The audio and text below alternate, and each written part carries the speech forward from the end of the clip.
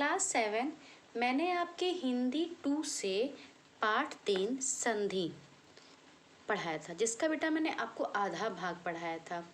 और मैंने ये भी बताया था कि संधि जो है आपके 3 प्रकार की होती है, जिसमें से आपके इधर पोर्शन में स्वर संधि आता है।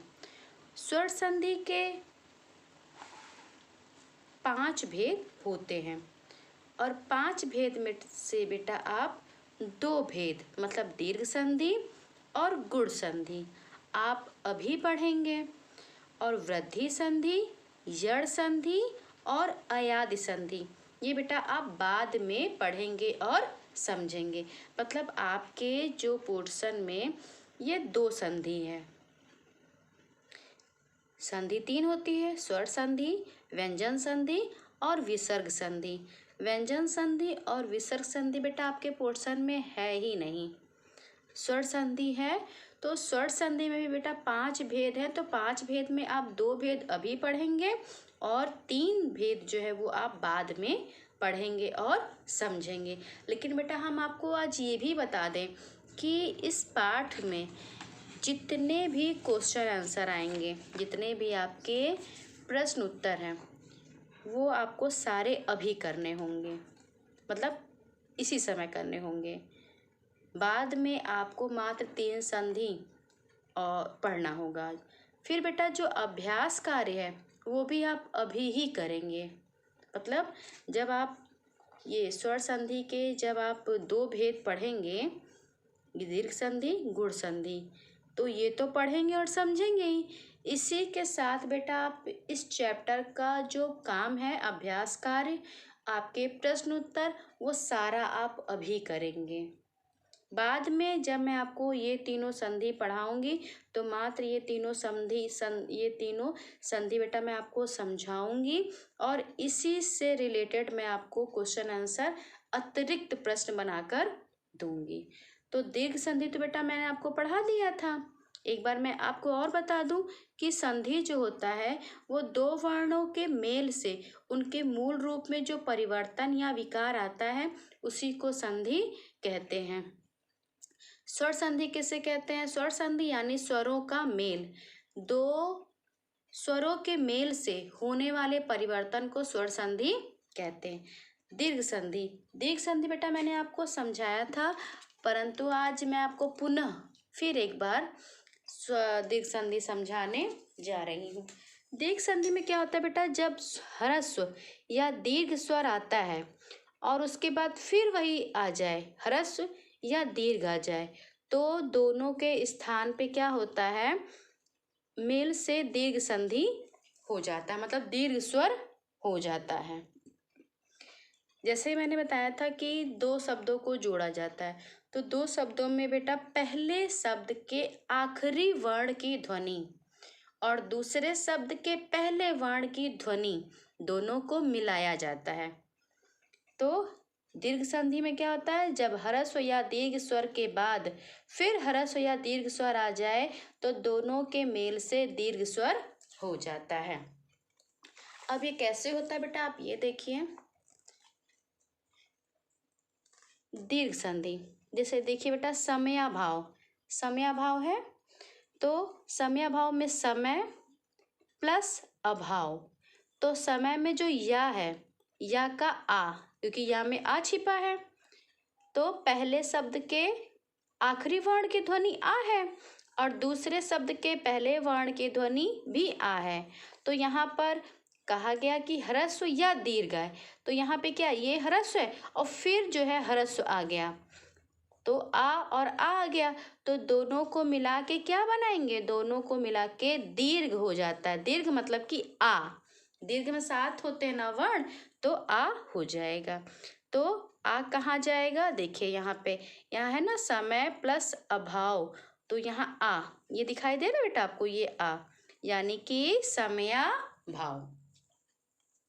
फिर है नदीस, नदीस में नदी प्लस ईस, तो नदी में ये है ना ई, यहाँ पर ई है और यहाँ पर तो ई है ही है, फिर यहाँ ई, तो दोनों को मिला के यहाँ पर क्या हुआ, दीर्घ, मतलब कि दीर्घ वर्ण, मतलब कि ई, यानी कि नदीस।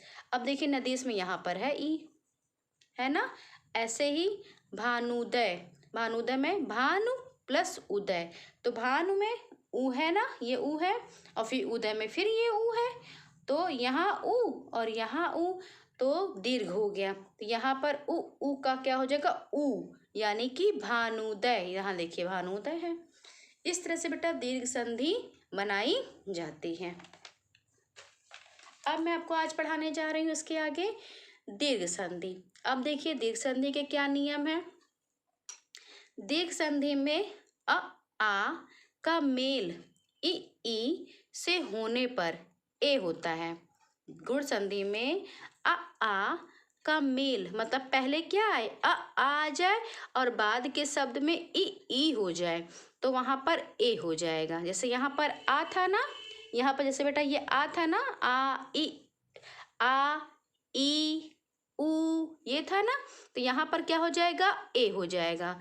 फिर क्या होगा, अगर ऊ हो तो वहाँ पर ओ हो जाएगा, और अगर री आता है तो वहाँ पर अर हो जाता है। अब कैसे होता देखिए बेटा, स्वेच्छा, स्वेच्छा में स्व प्लस इच्छा, तो व में आ हो गया, और ईम इच्छा में ई हो गया, तो आ और ई क्या बन गया, ए, यानी कि स्वेच्छा। अब इधर देखिए पेज नंबर 31 पे, 31 पे देखिए, जैसे कि हितोपदेश, हितोपदेश में हित प्लस उपदेश, तो हित में ता में आ है और यहाँ पर उपदेश में ऊ है, तो ता में आ छिपा है और ऊ, यानी कि आ और ऊ, तो क्या बन जाएगा, ओ। यहाँ पर क्या बेटा, महर्षि, अर, महर्षि, अर निकल रहा है ना बेटा मुख से, तो महर्षि में महा प्लस ऋषि, तो महा में आ है तो यहाँ आ है, और फिर ऋषि का री, तो आ और री हो जाएगा अर, यानी कि महर्षि, देवर्षि। इस तरह से बेटा गुण संधि बनती है। जैसे देखिए स्वेच्छा, तो स्व प्लस इच्छा, तो व में आ है, इच्छा में ई है, तो आ और ई क्या बन जाएगा, ए। फिर है हित प्लस उपदेश, तो ता में आ है, उपदेश में ऊ है, तो आ और ऊ क्या बन जाएगा, ओ। फिर है देवर्षि, तो अर मतलब देवर्षि, क्या हो जाएगा, देवर्षि में देव में आ है, ऋषि का री है, तो आ और री मिलके क्या बन गया, अर, यानी कि देवर्षि। तो आपको बेटा गुण संधि और दीर्घ संधि ये फिर से आप अच्छे से पढ़िएगा, और अगर आपको नहीं आएगा तो हमसे फिर पूछिएगा।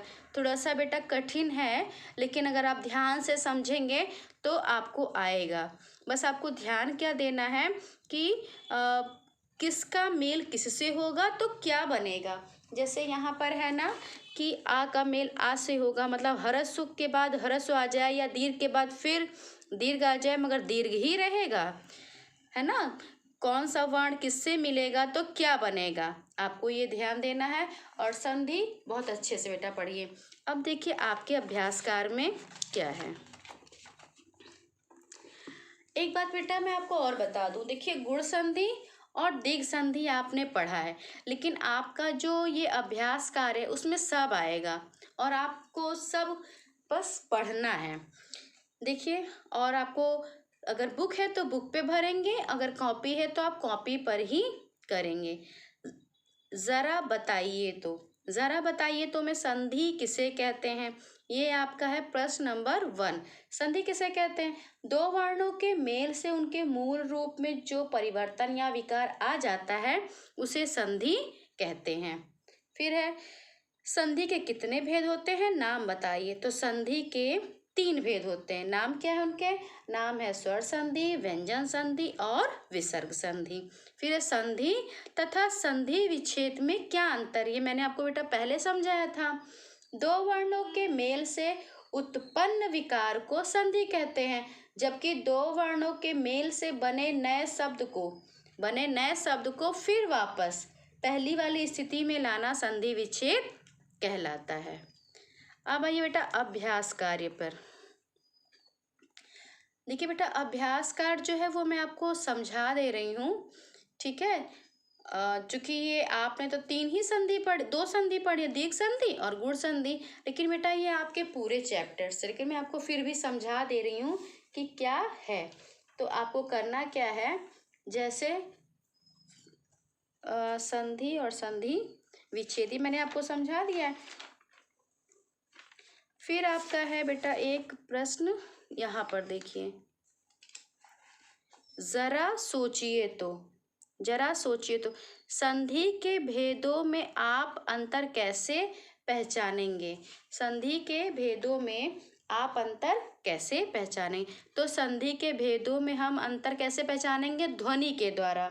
संधि के भेदों में अंतर हम वर्णों के मेल से, वर्णों का मेल होता है ना, पहला शब्द मिलता है, फिर दूसरा शब्द बनता है, फिर तीसरा शब्द बनता है, तो हम किससे पहचानेंगे, उनके जो मेल से जो उत्पन्न विकार या जो ध्वनि के द्वारा हम उसको पहचानेंगे, क्या ध्वनि निकल रही है और वर्णों के मेल से उत्पन्न क्या विकार आ रहा है, उसके द्वारा हम पहचानेंगे। फिर है यड़ और अयाद संधि के 2-2 उदाहरण बताइए। ये प्रश्न बेटा हम आपको बाद में करवाएंगे। क्यों करवाएंगे, क्योंकि यड़ संधि और अयाद संधि ये आपको बाद में पढ़ना है, इसलिए बेटा मैं ये आपको बाद में करवाऊंगी। तो अब चलिए, अब आप समझ लीजिए अभ्यास कार्य। निम्नलिखित रिक्त स्थानों को भरिए।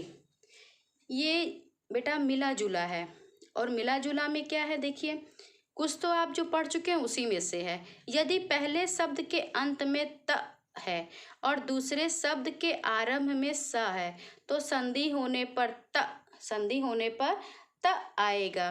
तो अब बताइए जो त है वो किस में बदलेगा, तो त जो है बदल जाएगा चा में, ता जो है वो चा में बदल जाता है, तथा जो सा है वो छा में, छतरी वाला छा जो होता है ना, छा में परिवर्तित हो जाता है।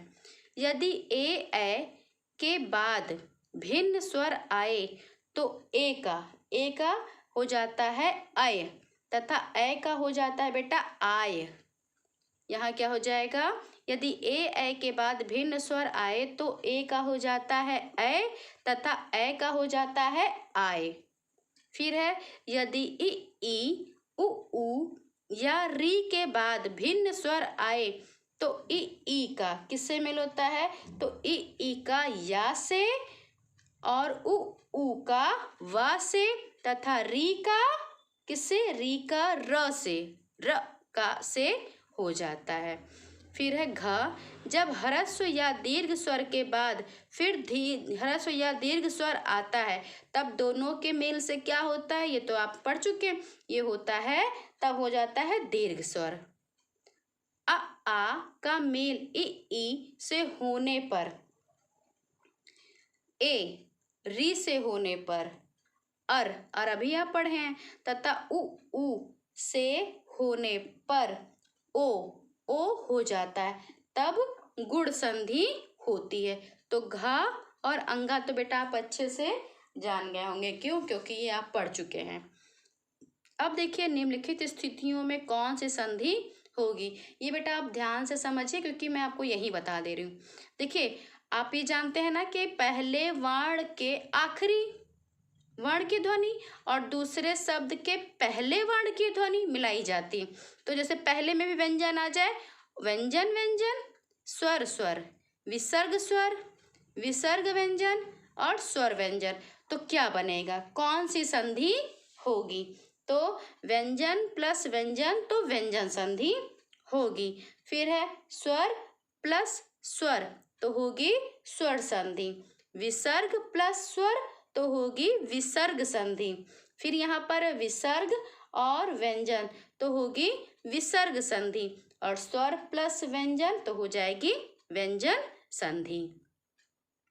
फिर यहाँ बेटा आपके निम्नलिखित शब्दों को स्वर संधि के भेदों के अनुसार अलग अलग करके लिखिए। दीर्घ संधि, गुण संधि, वृद्धि संधि, यड़ संधि, अयादि संधि। और यहाँ पे बेटा आपके शब्द भी दिए हैं, जिसमें से 1 2 3 4 5 6 7 8 9 शब्द दिए हैं। अगर बेटा आप पूरा पाठ पढ़ेंगे ये वाला, तो आपको जो ये शब्द दिए हैं आपको समझ में आ जाएगा कि किस संधि में आएगा। फिर भी मैं आपको बता दे रही हूँ, गुण संधि में आएगा कविस्वर, वधूस्त्व और वार्तालाप। गुण संधि में आएगा महेश और विरोचित। वृद्धि संधि में आएगा महोज और तथैव। यण संधि में आएगा अत्यावश्यक और अयाद संधि में आएगा पवन। अब आइए बेटा पेज नंबर 36 पर। 36 पे है, निम्नलिखित संधि विच्छेदों की संधि कीजिए। न्याय प्लस आलय न्यायालय, इति प्लस अंत अत्यंत, अनु प्लस इति अन्वति, गंगा प्लस उदय गंगोदय, यथा प्लस ईस्ट यथेष्ट, चे प्लस अन चयन, दंत प्लस ओष्ठ दंतोष्ठ, सदा प्लस एव सदैव, अधि प्लस एता अध्येता, गुरु प्लस उपदेश गुरुपदेश। अब है निम्नलिखित शब्दों के संधि विच्छेद कीजिए। अब है बेटा दुर्गुण, तो दुर्गुण का हो जाएगा दुह प्लस गुण। फिर है रजनीश, रजनीश का हो जाएगा रजनी प्लस ईस। गायक, गायक का हो जाएगा बेटा गय प्लस अक। अभ्यागत, अभ्यागत का हो जाएगा अभि प्लस आगत। चंद्रोदय, चंद्रोदय का हो जाएगा चंद्र प्लस उदय। निर्जन, निर्जन का निह प्लस जन। यशोगान, यशः प्लस गान। परोपकार, परोपकार का हो जाएगा पर प्लस उपकार। लोकोक्ति, लोक प्लस उक्ति। मतैक्य, मत प्लस ऐक्य। निस्तेज, निह प्लस तेज। लोकेश, लोक प्लस ईस। मनोहर, मनः प्लस हर। और दुर्दशा में हो जाएगा बेटा दुह प्लस दशा। और जो ये 6 वाला है ये बेटा आप बाद में करेंगे। क्यों करेंगे बाद में? क्योंकि इसमें व्यंजन संधि के बहुत सारे हैं, विसर्ग संधि, व्यंजन संधि, इसलिए छठा वाला बेटा आप जो है ये बाद में करेंगे। जब मैं आपको बाद में पढ़ाऊंगी अयाद संधि, यण संधि, वृद्धि संधि तब बताऊंगी। तो क्लास 7th ये संधि जो बेटा पाठ है ये है तो आपके लिए कठिन, क्योंकि ये आप पहली बार पढ़ रहे हैं। वैसे तो आप बाकी जो भी है पहले से पढ़ते आ रहे, लेकिन संधि चूंकि आपके लिए नया है, ये आपके पाठ्यक्रम में नया आया है, इससे पहले आपने संधि नहीं पढ़ी थी। तो क्लास 7th इस चैप्टर को बेटा बहुत ध्यान से पढ़िए और जो भी मैं निर्देश दूंगी आप अपनी कॉपी पे भी काम करेंगे बहुत अच्छे से, ध्यान से। दीर्घ संधि और गुण संधि, संधि किसे कहते हैं, संधि विच्छेद किसे कहते हैं इत्यादि बेटा आप बहुत ध्यान से पढ़िएगा।